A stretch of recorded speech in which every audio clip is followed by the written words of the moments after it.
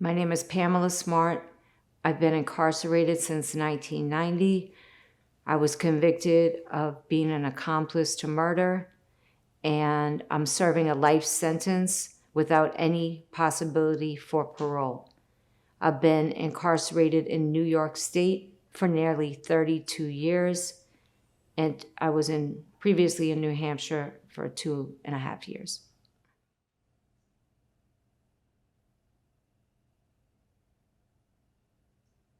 I think I was incarcerated about at least 8 or 9 years at Bedford Hills, so probably 10 years into my incarceration before I got into Eve's group, Eve Ensler's writing group.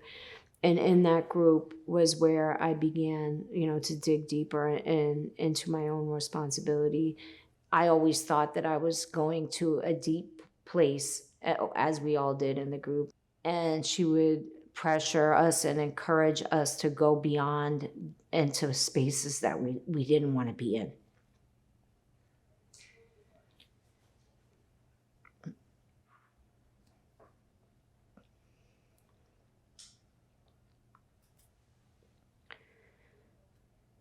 For me, that was really hard because going into those places, in those spaces is where I found myself responsible for something I desperately didn't want to be responsible for. My husband's murder. I had to acknowledge for the first time in my own, mind and my own heart how responsible I was, because I had deflected blame all the time. I think almost as if it was a coping mechanism, because the truth of being so responsible was very difficult for me, because I'm not a person that went through life hurting other people.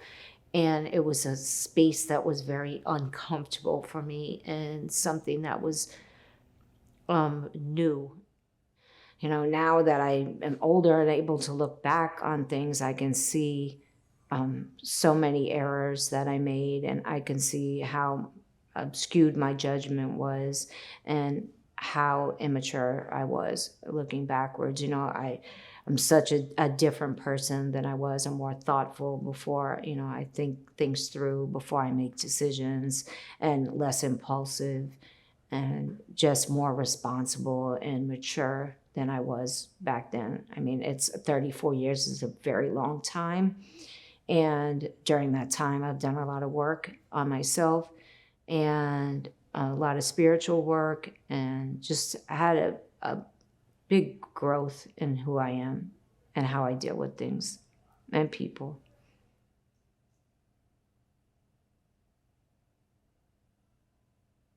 I'm respectfully asking for the opportunity to come before you, the New Hampshire Executive Council, and have an honest conversation with you about my incarceration, my acceptance of responsibility, and any concerns you might have, any questions.